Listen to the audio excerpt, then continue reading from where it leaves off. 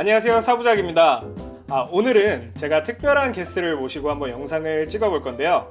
오늘의 게스트 방구석 리뷰룸님 나와주셨습니다. 안녕하세요. 제가 이렇게 유명한 분을 모시게 된 거는 얼마 전에 핸드폰을 바꿨어요. 예.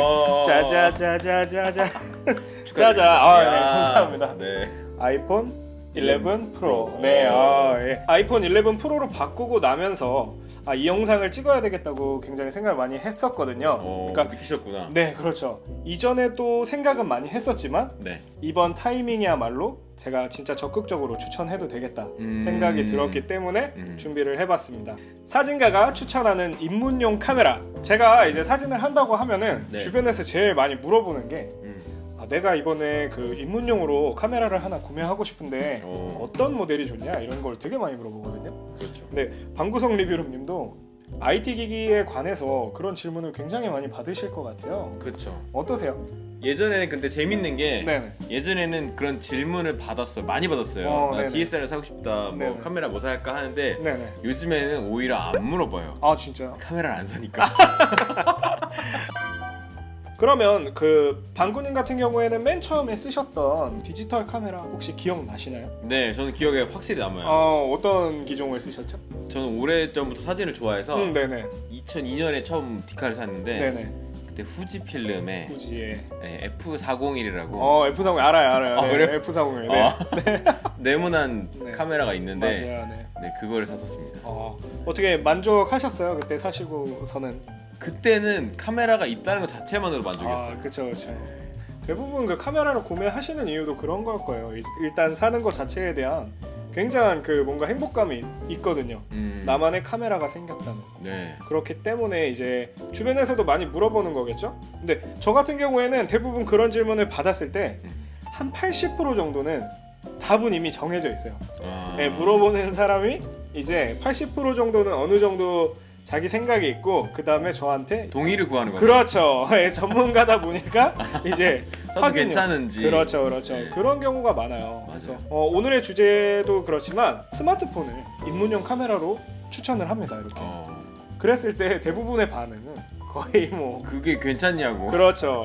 장난치는 건가? 내가 너한테 뭘 잘못했니? 이런 느낌으로 말을 하는데 저는 생각보다 되게 괜찮게 생각을 하거든요. 그래서 오늘은 이런 얘기를 차차 같이 한번 풀어보도록 하겠습니다. 아이폰 11 프로, 저는 프로를 쓰고 있지만 저도. 프로. 다른 색깔이지만. 네, 다른 색깔이지만 아이폰 11 같은 경우도 저는 괜찮은 것 같더라고요. 카메라 성능에는 만족하세요? 저는 확실히 만족을 하고 있고 네. 저 확실히 이런 거를 네네. 변화를 체감할 수 있는 거는 누군가의 사진을 찍어줬을 때 그 사람의 리액션이잖아요. 맞아요. 그게 나한테는 직접적인 피드백이잖아요. 그렇죠. 다들 전부 다 잘 나오네라는 얘기를 하더라고요. 그렇죠. 네. 그러니까 저 같은 경우에도 어쨌든 저는 이제 아이가 있다 보니까 아이 사진을 또 찍게 되고 부모님이나 이제 장인어른 장모님 반응이 달라졌어요? 생각보다 그거를 체감을 하신다는 게 조금 제가 아직 바꾼지 모르시거든요. 근데 그거를 이제 느끼셨다는 자체가 진짜 그런 보람이 있구나. 네, 바꾼 보람이 있구나. 이 값이 얼만데? 그렇죠. 저는 입문용으로 추천한다는 말씀을 드리고 싶은데요. 방구석 리뷰룸님 생각은 어떠세요? 저는 이 의견에 전적으로 사실 동감을 해요.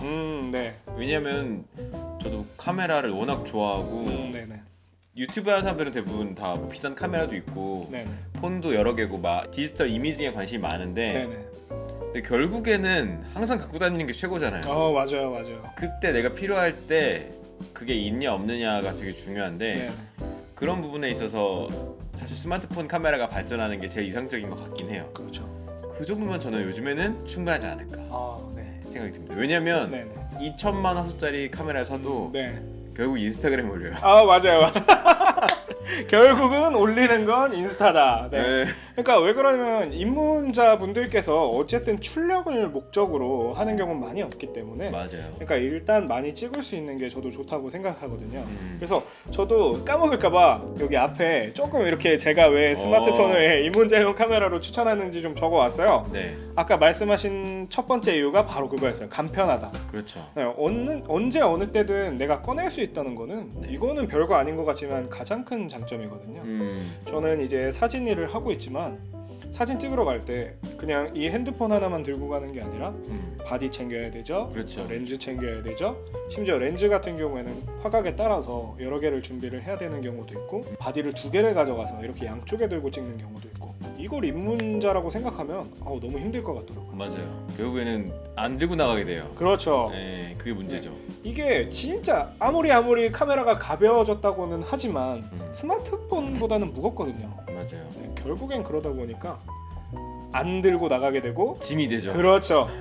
그러다 보면 갑자기 카메라가 창고에 가 있고 네. 얼마 후에는 이제 중고나라 사이트에 올라가 있게 되고 맞아요. 그런 경우를 저도 주변에서 많이 봤어요.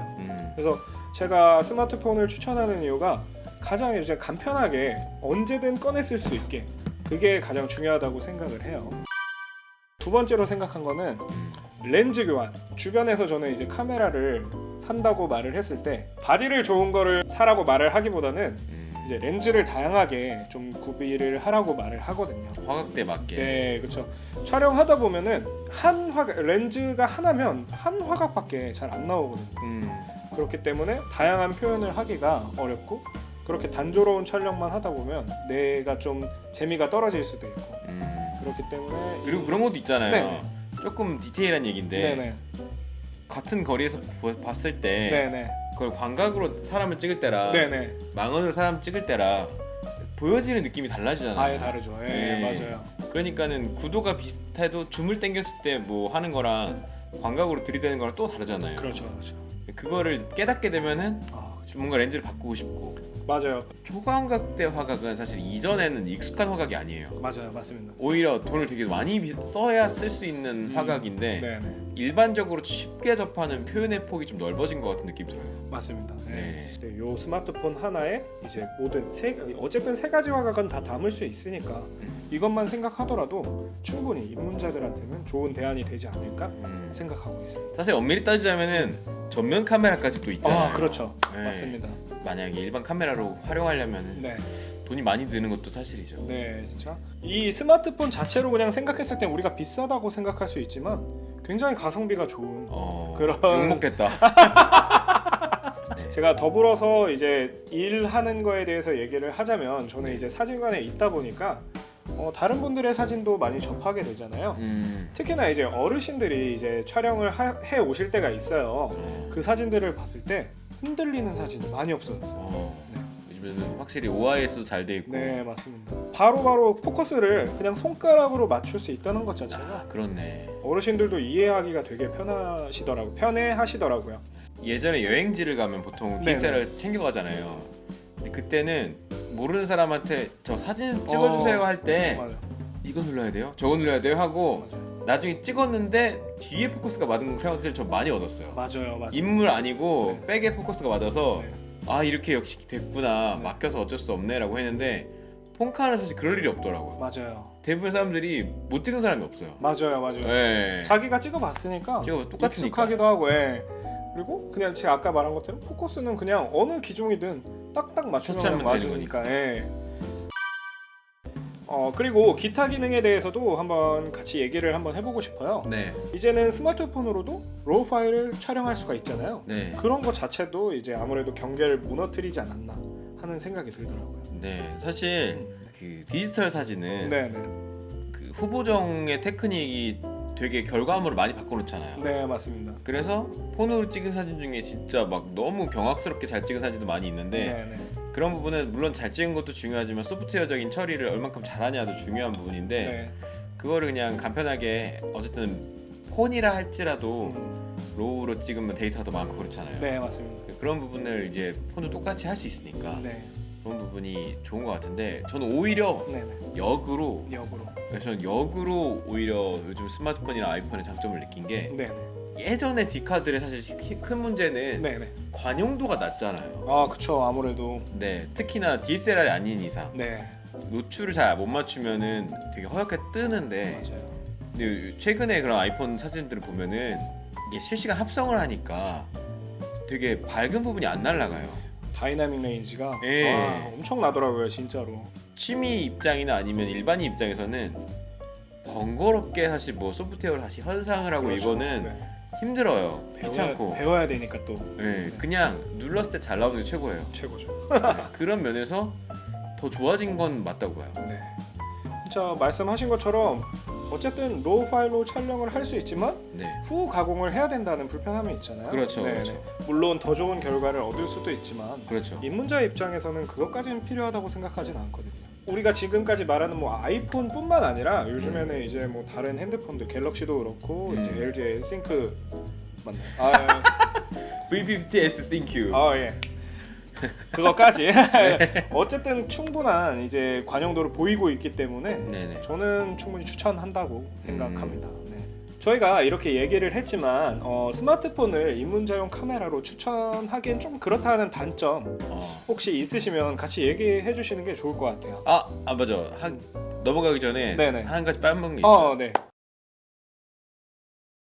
그래서 요거는 또 딴 얘기지만 잠깐 팁을 드리자면 여행 가셨을 때 사진을 다른 사람한테 맡기고 싶으시다. 네. 무조건 큰 카메라 들고 있는 사람한테 가세요. 저도 항상 그런 편이에요. 네. 네. 왜냐면 그 사람이 잘 찍고 못 찍을 떠나서 네. 최소한 포커스 이런 건 맞춰주니까. 그렇죠. 네. 여행지에 큰 카메라를 가져갈 그 정신이라면 열정이 네. 엄청나다는 겁니다. 맞아요. 그렇기 때문에 아무래도 실패할 확률이 줄어든다. 이렇게 약간의 꿀팁? 맞아요. 네네.